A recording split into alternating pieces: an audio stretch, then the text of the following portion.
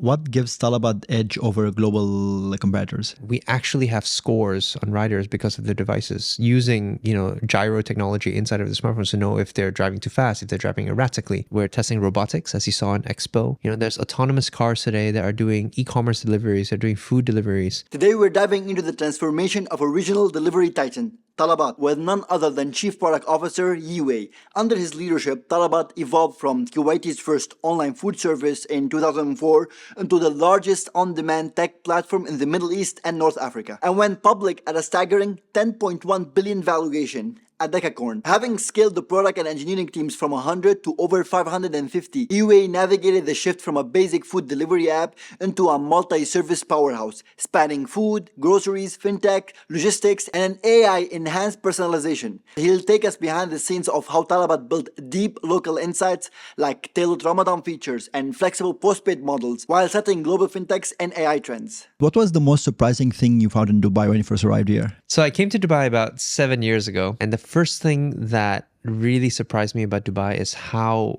the consumer expectations here are really out of the world. I remember the first thing that happened to me when I came to Dubai was on the way from the airport to the hotel, I realized, oh man, I forgot my toothbrush. And so while I was in the car, I was frantically trying to figure out, okay, how do you get groceries delivered here in Dubai?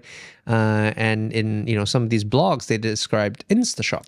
So InstaShop was actually the first app that I downloaded when I landed in Dubai. Browsed a couple of grocery stores later, I got my toothbrush ordered. And by the time we got to the hotel, by the time I checked in, the guy in InstaShop showed up, at the hotel. And I was like, wow, I can get something delivered to me in 20 minutes or less. And that was my first wow moment in Dubai, and realizing that convenience and sort of instant delivery is such a core part of how Dubai operates. And now I'm in an industry where I can get anything delivered to you in 30 minutes. And I think the origin story from 7 years ago really stuck with me.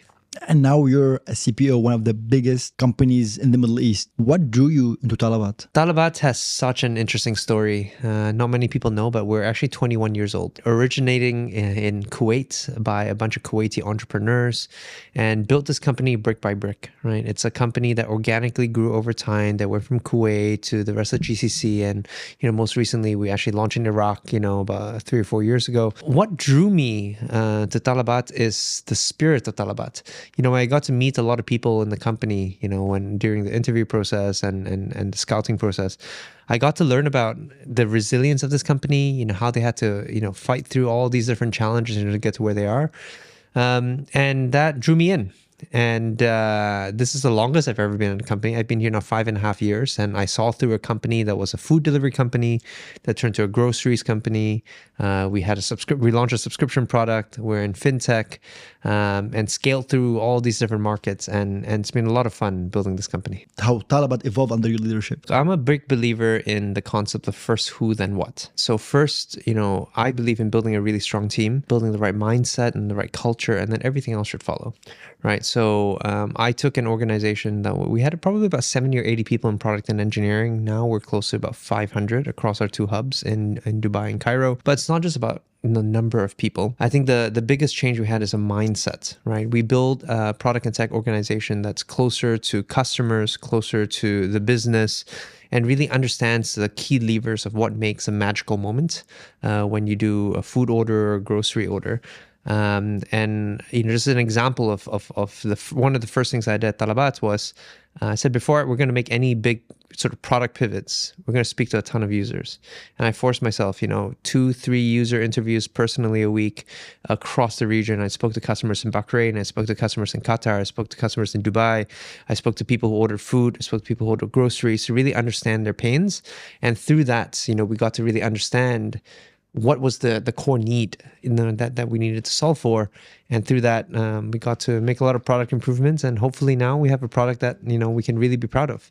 And so that's what we've been investing in the last 5.5 years. You join a mature company as a CPO. What the biggest challenges in the first 6 months, 90 days? What I like about Talabat is, when I joined, we're a couple of thousand employees at Talabat. And the reality is we are a very ops heavy business, right? At the end of the day, we deliver food, we deliver groceries, and that takes a lot of manpower to orchestrate and get right, between restaurants and riders and consumers. So it's true. We're a very big company, but the soul of Talabat has always a startup spirit. And what you'll find with Talabatis when you meet with them is that the willingness, then the bias to action is quite high. And so, that's where we started, right? Even though we're a really big company, we really, try to find ways to focus on 3 or 4 things every quarter that we really want to move the needle on, focus, as many of our resources as possible on these key focus areas. And that's how you sort of create focus in organizations to actually move the needle. I was talking with a few product managers. In the past few years, their shift in their mindset, they're more like into self growth.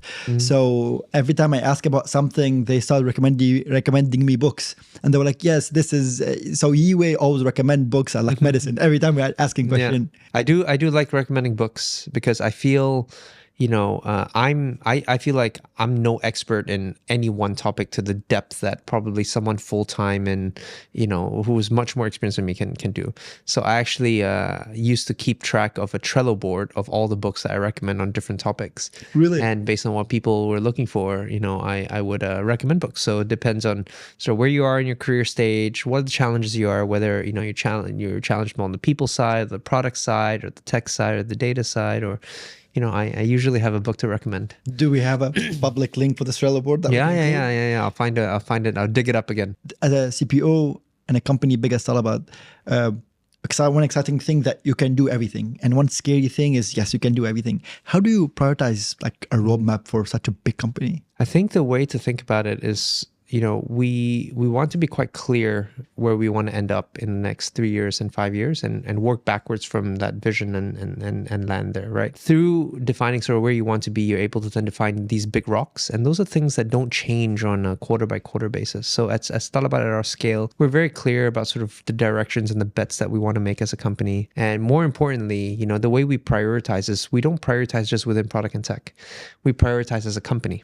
So what that means is, we in all likelihood can't move and make an impact as a product and tech organization without very strong alignment with also our market. So we're in a bunch of 8 different markets today with our commercial counterparts. And when we experiment on something and we test something, we have to test across the board. So for our test, for example, things can fail for a variety of reasons. Maybe there's no product market fit, consumers don't love it, or the commercialization of it doesn't make sense, or the restaurants or vendor partners don't resonate with an idea. And so because our business is so complex, the way we prioritize is much less about how product and tech prioritizes, but how we as a company leadership select sort of the 8 bets or 10 bets or 11 bets of a year to say these are the things that we're really going to nail, and this is why. So you're saying where Talabat's going to be 3 years from now when you work backward from that. Yeah. So I interviewed Jason Fried, the author of Rework, CEO of Basecamp, and he was like, Mahmoud, we don't have roadmaps at all. He was like 6 weeks, 3 months, was like as far as we can see. Yeah. How can you have those two opposite ideas in your mind? The way I think about it is I always tell my product leaders, you need to be 12 weeks clear. Right. So whether 6 weeks, 12 weeks, whatever your definition of it, I think you should have sort of perfect amount of clarity of how you want to execute in the short term. And that lets you go into the depth of discussion that you need with your engineering counterparts, your design counterparts. And that I think is very good execution capability. But I think as you go further in time horizon, in the 6-month mark, the 18-month mark, the 3-year mark, things might get fuzzier. But that's okay. I think you accept a certain level of ambiguity, but directionally this is where you want to go, right? So for example, before we landed in groceries, we had a conviction that that's a business that we wanted to build in the next 3 years. Of course, it's incredibly hard to build a groceries business, incredibly hard to build dark stores, incredibly hard to get inventory management right, incredibly hard to teach riders of how to manage, the delivery of eggs, that are super fragile. But if you have a vision of that's where you want to be in 3 years and work your way back, you can then start to chunk it into smaller, clearer pieces that you can execute on. And I think that's important for leaders to be able to build up these layers in order to get to an end state vision. One of the biggest problems of those big startups here in the region is once they grow into a certain level, they stop innovating and they go optimizing how to go from 10 to 100. But you still do experiments from 0 to 1. What's your recent 10x opportunity that you're excited of? Look, I think maybe to explain a little bit how I think about optimizing versus 0 to 1. Yes. I think at Talabat, we're at a scale now where you have to look at our product as a product portfolio. And, within specific verticals, within specific parts of our product organization, you might be in optimization mode. Right. The reality is we do have PMs today who are optimizing, our onboarding experience, optimizing our checkout experience, optimizing our returns flow, for our grocery experience. And that's okay. Because I think when you're at a certain scale, there's a level of optimization that once you have it, it yields a tremendous sort of set of results because of the scale that you operate in. I think there's a beauty in that, and there's a skill set required for that. At the same time, I think it's important for businesses to constantly disrupt themselves. And I think the challenge for product leaders in this space is to be able to think of your organization and a portfolio, recognize that there are groups of people that are just 0 to 1 and testing a bunch of things really quickly. There's groups of people that are optimizing, and to be able to shift resourcing and focus in order to make sure that this portfolio makes us right for what you need at this given time, right? So for me, I sort of have products that are in maturity that we're optimizing. I have products that we're scaling up. For example, our groceries product, I would argue is in its scale up phase. I have products that are a bit 0 to 1, right? Like, more recently we just launched postpaid in Egypt, right? So these are very 0 to 1 products, and I think what's exciting about Talabat is that we're able to play through the entire spectrum of startup to scale up to optimization. But just walk me through how we create a feature or a product. Does a product manager do customer research? Then you have to interview to other product managers. Then do you do product demos with the executive team, and then you ship it? Yeah. Or how does the process look like? We have a couple of rituals. So look, at its core of it, we believe in two things. We believe in the power of merging qualitative and quantitative insights to lead our direction. So qualitative insights, our product managers do a lot of customer research. It's true. Every product manager, every engineering leader, every engineer, every designer is expected to spend a lot of time with users. I think that's powerful, right? When you spend time with users, you get to unfold insights about why people use your product to begin with and where the pains are. At the same time, we have a plethora of data. I think that's the reality of our scale, is that it gives us a lot of insights based on user behavior, based on what people use, and most importantly, what they don't use as insights to, to put 2 and 2 together to help us figure out where the opportunities are. And so when a product manager comes to work and they're thinking about a feature, they don't come up with it in thin air. We have sort of a bit of a structure to really understand, based on the big bets that the company is taking, where are the opportunities, where are the gaps, what's an unsolved problem, where, what are users telling us that is really painful, and through that come up with opportunities and potentially solutions that will solve for these opportunities, right? So I think we're relatively flexible in what framework to use, but the thinking around, we have sort of these company goals and directions. Let's dig a little bit deeper to understand where the customer unsolved needs are, to, hey, here are some potential solutions that we would validate through, rapid iteration or testing or prototyping or fake doors. We care a lot about, making sure that there's a nice tree that rolls up and down. And I think my job a little bit is to do two things. One is to manage this tree at the company level, to understand where are we placing our bets. What's the connective tissue between two teams that are working on very similar things, and do we need to bring them closer together? Which teams are much further down their tree than others? How do we help accelerate testing? And which teams are under-resourced, which teams are over-resourced? And to look at our portfolio and really optimize for the allocation of headspace, I would argue, in that portfolio. So that's what I spend a lot of my time doing, and hopefully what that yields is that we're putting the right bets in the right places that gets the most impact for our customers and our business. Talabat used to be a marketplace, and now I think it's much more than a marketplace. But then you guys decide to go a little bit further on the tech stack. Now, are you guys doing anything in logistics? I know in Expo you guys did the Talabats. Yeah, it was very exciting to see. Yeah, look. The way I look at it is what we've learned when we started a long time ago, we're a pure marketplace business. Like, we didn't even do our own deliveries for a very long time, right? We had restaurants deliver a lot of their own orders.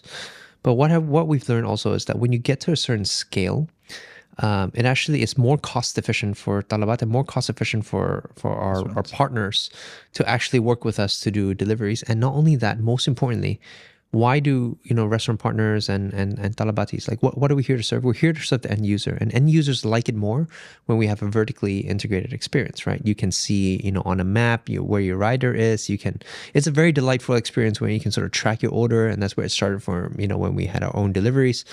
And we are testing sort of different form factors on tech to figure out, what makes sense, right? We're testing robotics, as you saw in Expo. I think, one question to ask is, how scalable is this? The really amazing part is, if you look at best in class, if you look at markets like China, for example, there's autonomous cars today that are doing e-commerce deliveries, they're doing food deliveries. And I think there's a lot to learn from some of these other markets that, do hundreds of millions of orders a day. That's a bit of a foresight to where we think, the Middle East will be in the next 3 to 5 years. I mean, I think it's your first time working in marketplaces here in the region, and you already work one of the two biggest unicorns. What was the most exciting thing that you found in marketplaces? I love the intellectual sort of gymnastics that you have to make, right? The relationship between your vendors, your riders, your consumers, and how to make that relationship work, to really, optimize for everyone's well-being, optimize for everyone's growth, to make it a win-win-win scenario. And I love it. I guess, I was at Property Finder, we were at a two-sided marketplace. Now I'm at Talabat, a three-sided marketplace, at scale with so many different markets. Every time I go through it's only more exciting, and I'm loving it. And do you think it's like a winner takes all? Is there a place for another competitor, or no, usually? I mean, it's proven today that, it's not as so compared to, for example, a market that is like travel or real estate, where it's a bit more winner takes all. I think in our industry, there's a lot of movement, as you can tell, right? And I think that's a great thing. I think what that forces players like us to do is to always focus on the customer experience, and never be comfortable. And that's one thing that I always instill in the teams, right? Never take anything for granted. The reality is we work in a high volume, low margin industry, where every order matters. Right, our COO Pedram likes to use an analogy called the sum of ones, right? Which is, at certain scale, you open a dashboard in the morning and you just see, okay, you see orders, you see millions of orders. But you have to remember that behind every single order is a person. Behind every order is a family, and they're trying to get a job done, whatever that job may be. It might be to, order lunch for work. It might be to order medicine for their sick kid. It might be, to order groceries, to cook lunch, for their family. Whatever that is, you can't forget that there's a human at the end of it. And so, it's a long-winded question to answer this. I think the platforms that are customer-centric will win in the long term, and the ones that are just here for a quick buck will never last, right? So I think that's the reality of our industry.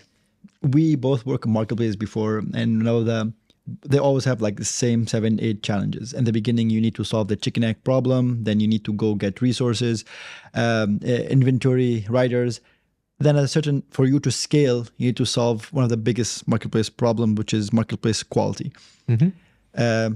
How are you solving marketplace quality in Talabat? Let's say bad restaurants, bad riders. Yeah. So the good part is, at our scale, we have a lot of feedback loops, right? So we have rider surveys, we have restaurant surveys after every order. So those are very important feedback loops. But not only that, we've actually invested into data and telematics to actually give us direct insight, even without consumers telling us that something's gone wrong. To give you an example, we care a lot about rider safety. And one thing that we do is that we actually have scores on riders because of their devices, using, gyro technology inside of the smartphones to know if they're driving too fast, if they're driving erratically. And we actually give riders at the end of their shift a score of how, they perform from safety-wise at the end of shift. And I think that's using tech for good. Right. At the end of the day, we want our riders to be safer. We want our consumers on the road to be safer. And using technology, we can help with quality of, for example, our rider fleet. Right. On our restaurant side, we have really good insights from our consumers. Right. If there's a complaint, if there's an issue, we get consumers to upload pictures. And so using a lot of information like that, we can actually tell when something's gone wrong, and when we need to inform restaurants that, hey, you have a trend of, something happening. And through our self-service portals, whether on their, mobile app or on the website, they're able to then action it and actually, do something about that. So most product managers, they deliver the product and that's it. But in Talabat, you guys have one of the best customer service in the region. Every time my order is delayed, I get like a percentage back, or if I call, they're like, hey, I didn't receive an order, either I get refunded or someone call me and apologize. How do you guys think about the customer experience after one's order? So the way we like to say it, as our chief business officer says, it's easy to buy an order.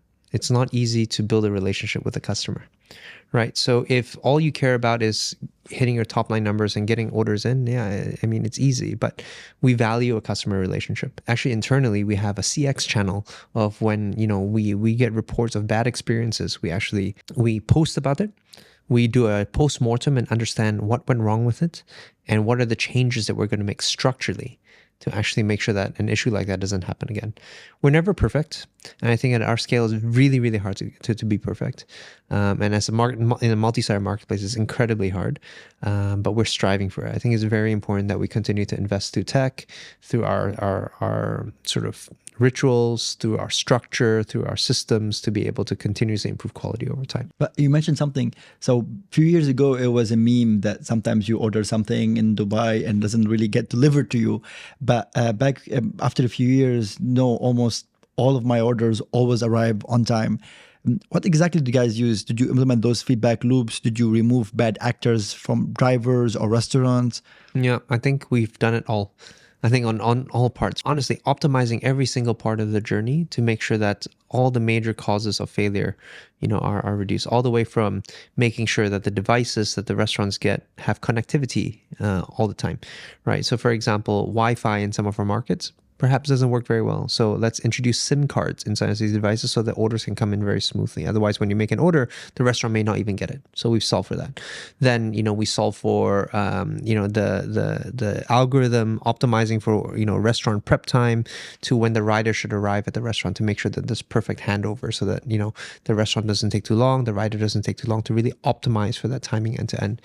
And over time, with scale, with our investment also in data and our capabilities there, we've gone quite good at really being quite precise at this, but it's never perfect.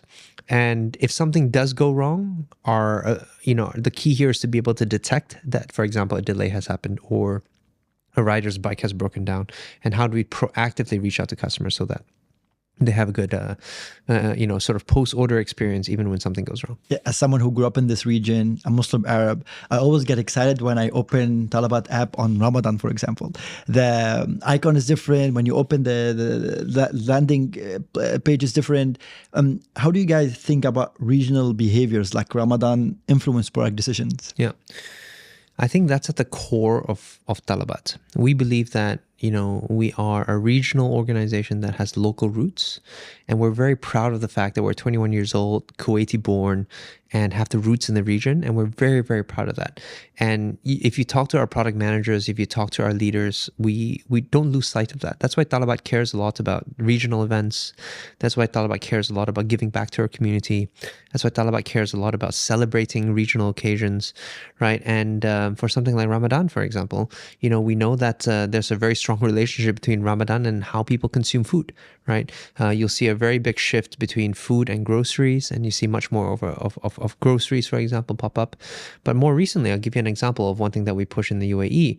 Not only is it a visual uplift of really celebrating Ramadan and Eid, but we also realize that in the month of Ramadan, like you potentially spend more on groceries, and that's actually very expensive for a lot of our people, a lot of our consumers. So this year, for the first time, not only do we sort of promote and have really great deals and discounts on groceries, but we also showed that, hey, do you know that we have a postpaid product that if you want to pay after Ramadan, you can go ahead and do that, and let's make it really easy for you to do that. So for us, that's what has made Talabat successful in the last 21 years, is that we really understand the local nuance of the markets we operate in. It's a very core part of our DNA, and we don't want to ever lose sight of that. I was kind of surprised when I saw postpaid for grocery or like delivery orders on Talabat. How did you discover this pain point? Yeah. So when I joined a company, I spend a lot of time talking to consumers, right, as we discussed. And I recall very vividly an interview that I did with one of our consumers. I forgot which market, along week 3 of the month. And she was explaining to me a little bit that, oh yeah, I stopped ordering Talabat this week because I'm waiting to get paid next week. And I was like, wait, something's off. She was describing, I forgot whether it was groceries or she decided not to order pizza, on Talabat for her daughter's birthday party because she's waiting to get paid. And that's when it really sparked us to say, look, maybe there's an opportunity for us to help people sort of tie over, small amounts from where they are in the week to, potentially when they get paid. Right. So Pilot that we launched a couple of years ago that now, is a full-fledged postpaid product. Our consumers really love it. And people are using it as a way to do budget control, to make sure that, they don't overspend as well. And I think it's just a fantastic product that solves a real local problem here in the region. Early in your career, you were a researcher, correct? Yes. Okay. So how can you call customers and ask them the right questions? Early in my career, I used to call them like, hey, do you like this product? Does this solve your problem? But no, it's not the best way to do interviews. Yeah, the way I think about it is, when you call consumers and customers to talk to them, it's about a conversation, right? If you're there to hit a KPI of, yes, people like it, 7 out of 10 people that I met with liked my product, you can do that, but it's not the best use of your time, right? So the way I think about it is there's a concept called customer development. I learned this when I was at a B2B SaaS company called TradeGecko, and the company was obsessed over customer development. And what it was is because we were solving problems for small and medium-sized businesses and e-commerce, we would just call companies and say, "Hey, I love your brand. Love to understand. You sell surfboards. Love to hear a bit about that business. How's it been? What's been good for you? What's been painful? What keeps you up at night?" And through a lot of these open-ended questions and conversations, you get to start to extract and understand the pain points from consumers, right? I'll give you an example of what the question I ask in Talabat. When I call up consumers, I only ask one question, and the question is, tell me about your last Talabat order, end to end. I want to hear about the whole journey. What made you open the app? Were you planning for your daughter's birthday? Were you ordering something for lunch? When you opened the app, how did you choose the restaurant? Did you have something in mind already, or did you browse around? What was your decision? Did you go for a great deal, or did you go for a high quality restaurant? How was your delivery experience? Did everything arrive on time? Did everything arrive in one piece? Oh, you didn't have a great experience? Tell me more about that. How was that issue resolved? And when I ask, even with that one very open-ended question, it opens up the door for me to dig a lot deeper into where in that journey things are broken, right? And those conversations I find super helpful. Sometimes they're 15 minutes, sometimes they're 45 minutes, and you'll be surprised at how one open-ended question can really open the door to so much more. I think the academic term for this is story-based interview. But what are you looking for exactly when you ask those kind of questions? Look, it really depends. Sometimes you're validating something more specific, at which point maybe you go a bit more in depth. You don't ask such an open-ended question. But for me, at least, at our scale, sometimes I'm just trying to litmus test, what are some blind spots that I have? And for me, that's why I ask some very open-ended, very high-level questions. But a product manager, for example, validating a couple different alternatives in our checkout flow might have a much more focused set of questions on usability testing on 3 different flows and going through that, right? So it really depends on what you're trying to validate, and to apply the right sort of interviewing techniques to depending on what you're trying to validate. For interviewing consumer Talabat, I think this is a little bit easier, but maybe interviewing restaurants, do you go into recruiting those restaurants and dividing them, or no, not really? Look, I think there's a mutually beneficial relationship today, in our relationship with our restaurant partners or even our brand partners on the grocery side. Give you an example. Yesterday, we invited the Koita team. They make packaged milk to the Talabat office, and I invited them for a town hall to introduce them to Talabat. But then we spent an hour just really trying to understand their business. What are their expansion plans? How do they think about offline versus e-commerce? How do they think about growth and the channel mix and how things are changing? How do you think about supply chain? What can we help with? And for me, those conversations are really helpful. And I think 100 dirhams of Talabat credit isn't going to be the reason why they come to the table, but sort of mutually beneficial growth, where if they grow, we grow as well, and respecting their relationship is a much better reason to bring them to the table. What gives Talabat edge over global competitors? I like to think being crazy about being local. You know, I think Talabat has a history of really understanding local insights, building for the region, and will continue to do so. And I think if you continue to be customer obsessed, if you continue to build for what the local region needs, at least for us, that's in the playbook that's worked, right? We fought a lot of big competitors, small and big, some very well funded.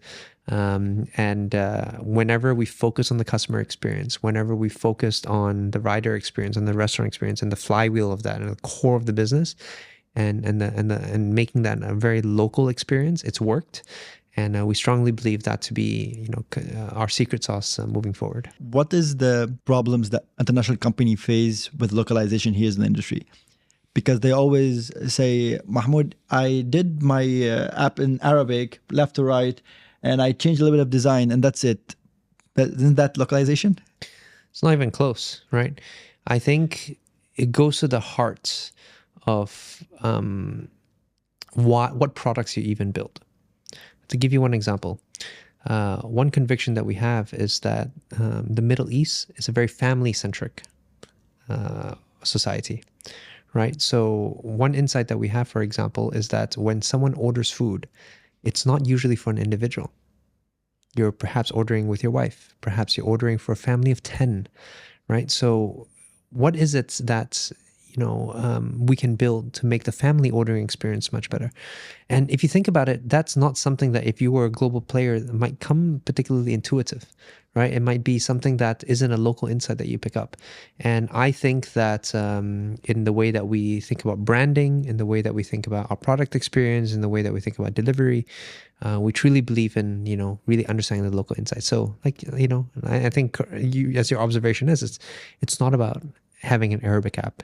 It's having the soul of the region reflected in the way that you talk to customers, in the way that your product experience works. And if you get that right, it's a magical experience. Otherwise, it just seems like you're trying too hard.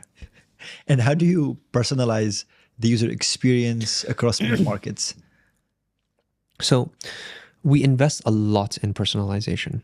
And I think that's one of our core strengths, that within a few orders on Talabat, we are able to make sure that your experience looks different than my experience, than my wife's experience, because of how we interact. One thing I love, for example, is when you open the app today, we understand some cyclical behavior. So when you open my app on Sunday nights, you will see a little module that pops up that says, hey, ready to order the usual. And what is it? 2 loaves of bread from a restaurant called Yamanote. They do one of the best, Japanese milk breads. And that's what the bread that my family eats. And I order that every Sunday night. And Talabat knows that. So every Sunday night, without fail, I open the app at 8 o'clock. I know the module's there.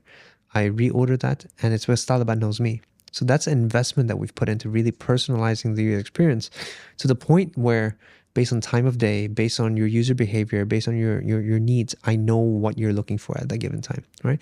Obviously, the obvious stuff, your preferences. Are you vegetarian? Are you not? What are your favorite cuisines, your favorite restaurants? Prioritizing that. We do all of that.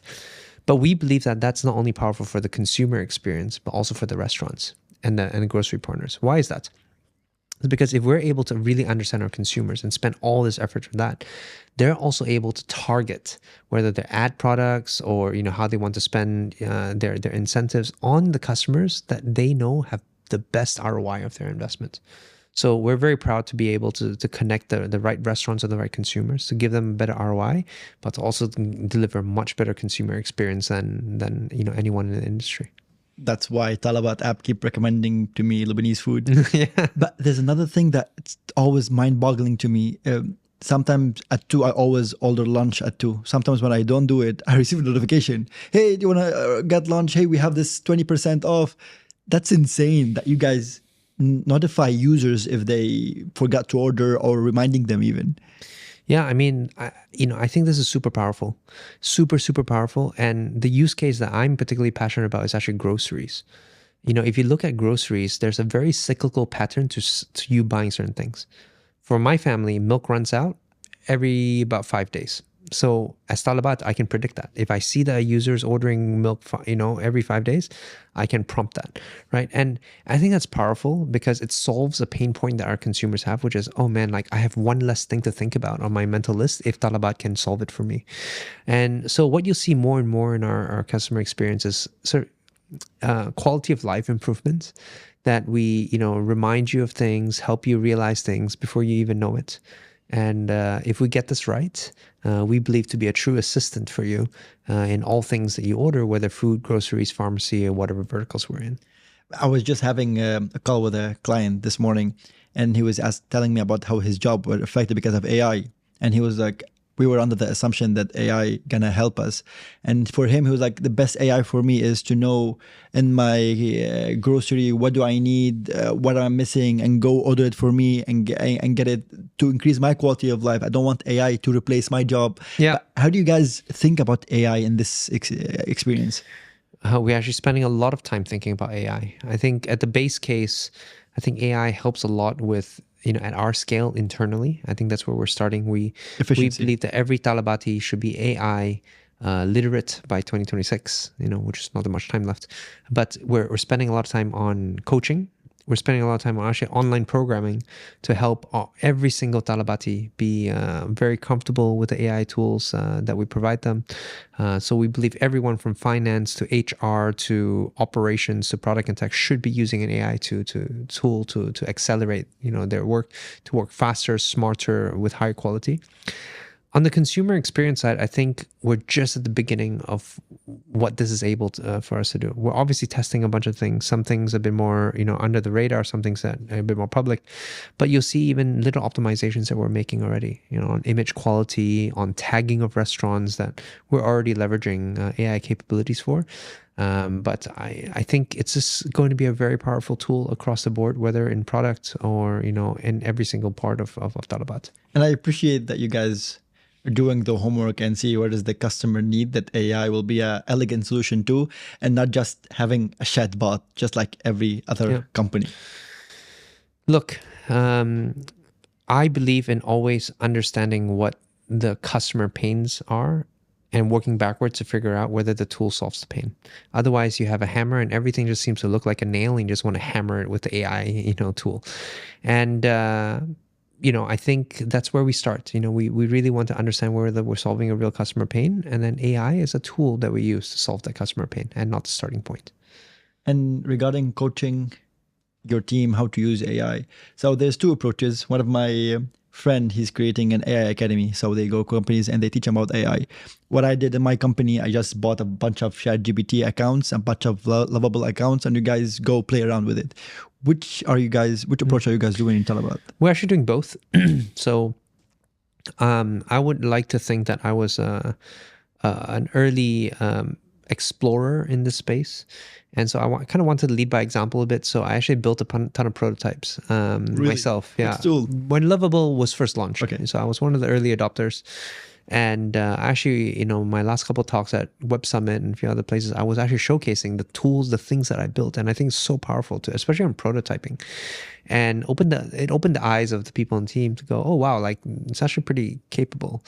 And I think this is where in change management, you have to start from leadership to really show that, your leadership not just talking about it, they're actually doing it. And you see, our CEO vibe coding, you'll see, myself using it. And I think that's important.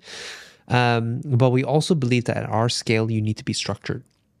So in terms of learning, right? So if you look at our online learning capabilities, we're investing a little bit more in structured learning. There's a company in the UAE called Optima, which we're partnering with to do some of the structured learning.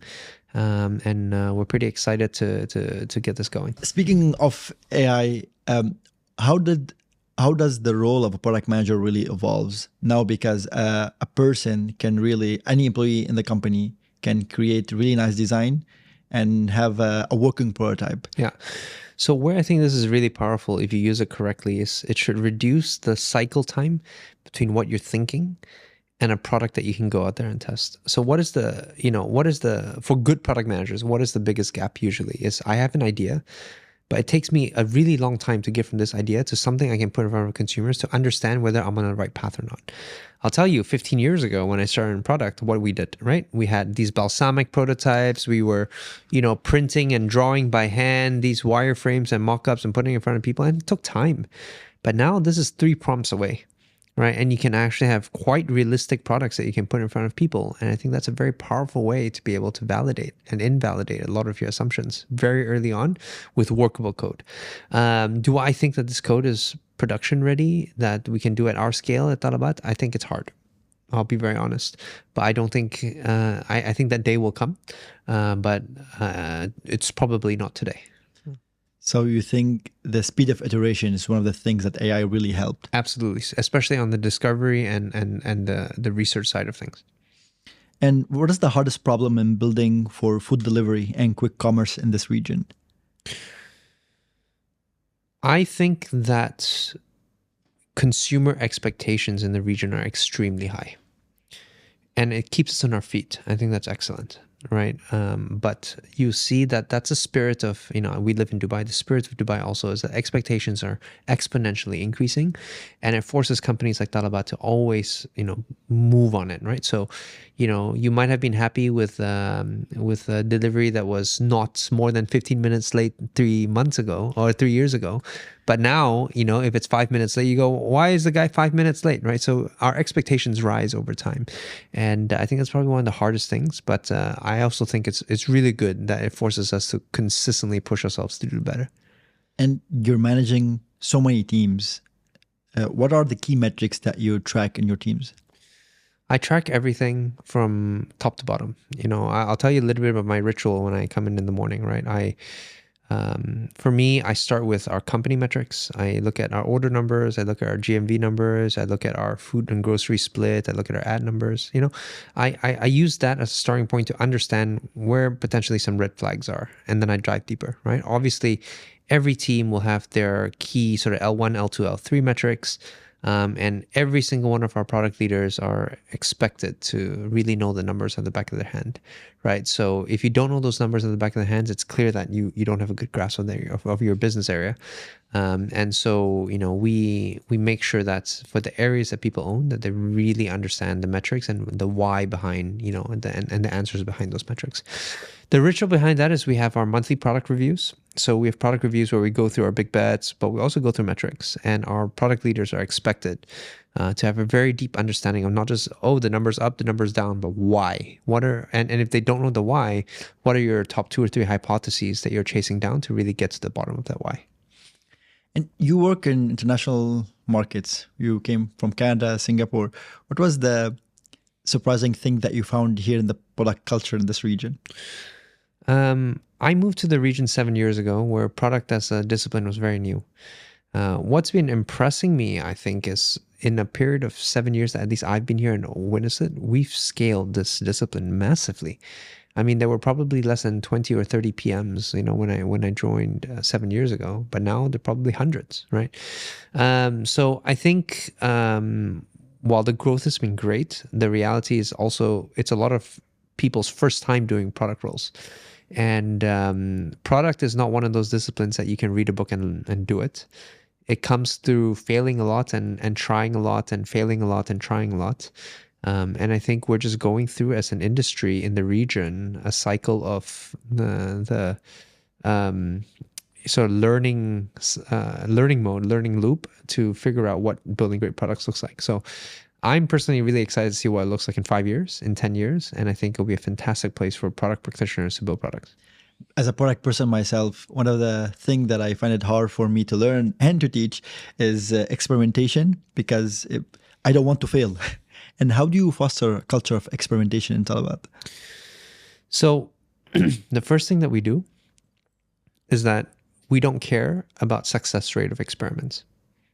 Run as many experiments as you want. 90% of them can fail. It's okay. My ego is attached to the numbers. Yeah, you can be attached to a number, but the number should be on the final outcome, right? So as a team, you will be accountable for delivering business results. I'm accountable for delivering business results. But if it takes me 500 experiments with 3 successes to get there, that's okay. If the experiments are run super fast, right? What I think is the gap with how people think about experiments sometimes, is that they think about things as just throwing a bunch of things on a wall and hoping that one sticks. I think there's a very big difference in thinking about experimentation in a way that moves your thinking forward. So what does that mean? That means it's important for product leaders to have very clear in their heads why they're running an experiment. You know, if you have an idea, if you have a feature concept, what are the assumptions you're making? When you run an experiment, what is it really validating? And when an experiment is successful or fails, what have you learned from that? And through that, you can actually validate and invalidate some of your assumptions, which helps you narrow down whether this is something worth pursuing or not. So I think that's the biggest gap in the region. That, you know, when people think about experimentation, they think about it just running a bunch of random ideas, but they don't think about how your experiment should layer up your leaps of logic to get to an end state that you really want to get to. So you're saying I'm guilty of that as well. So you're saying that we focus too much on the tactics of experiment taking, not on the strategy behind what are the things that need to experiment. Yes, because you have to remember also, strategy requires experimentation. This is why, you know, if you look at concepts like lean startup, it's about experimentation at the company level. And that's great, right? Your product experience might be great, but your business model might not be great. And when we think about experiments at Talabat, we think about it not just as product experience, we think about it as product, design, data, commercial experiments, and how all of that comes together. Do you have any story where an A/B test changed the direction of a product? Not one in particular. I think we truly believe that things compound over time, and that's where the power of it is, right? Every time you have a test, you're learning, you're banking, an observation, you're building that sort of internal knowledge base of what's worked and what hasn't worked for you, and that refinement helps you shift your company strategy that allows you to then nail the next thing that you build. I think it's less about one experiment that was super successful, but more about the learnings behind it that help you, be confident about the big strategic shifts that you make. Let me be vulnerable here. When I first got into product management, I learned a lot of books and you have to be customer centric. So I went to the extreme and I was very, very customer centric. Then I built a product that solves a problem but does not really do nothing for the business. Yeah. Then I learned the hard way. No, it's like the intersection between product and business. How do you tie a product success to a business outcome? So about 3 years ago, we started to get our product leaders to stop obsessing over just product metrics. So for example, I don't really want to hear about your conversion rate. We tried something quite radical. For about a year and a half, the first thing that we discussed with our product leaders is how much incremental GMV are you bringing to the table? So it's a hard question. It's a great question though, because it boils down to, are you driving growth for the business? And I think that's powerful. It connects the dot between your product metrics and commercial metrics and ties it together. We also made sure that our product leaders are very well versed in the economics of our business, right? Our business can really be broken down how things convert from GMV all the way to the bottom line of the business, which is our EBITDA, and the cost lines and the revenue lines along the way, right? And so our product leaders are expected to understand the intricacies of how one variable could impact another variable and how all of it comes together. As an example, you run more ads on the platform. You obviously make a lot more money through ads. But if you make a lot of money through ads and your ads are irrelevant, obviously you take a hit on your organic conversion. So what is the conversion rate? What is the hit that you're willing to take to optimize for ad revenue growth versus organic loss, and how do you balance the two? So our product leaders in a multi-sided marketplace are expected to understand the nuances and the levers, between these very complex pieces that they're playing with and how it impacts the business. And so that's how we, really get our product leaders to also be commercial leaders and sufficiently, aware of the economics of the business, which allows us then to be able to confidently move on product decisions and know that these are things that are going to move the business forward. This is very exciting. And when we talk about company culture, people think that you put your values on a wall somewhere. But if, as an employee, as a product person, I know how my product is contributing to the success metric of a company, I got more ownership of it. Of course. I think at the end of the day, we're here because we want to build products that matter. Yeah. And nothing feels better than being able to see how you're impacting the core of the business. And so what does it mean to, as a side note, to be a tech company? A tech company is one where you can use tech as sort of the 10 extra levers of a business. And I think that's the transition that Talabat went through over the last 5 years, that we were historically a very ops heavy company. Now we see ourselves as a tech company where, as a tech company, if you think about subscription as a business, a pure digital product, fintech as a pure digital product, we're able to use the technologies that we've built on things like personalization, right?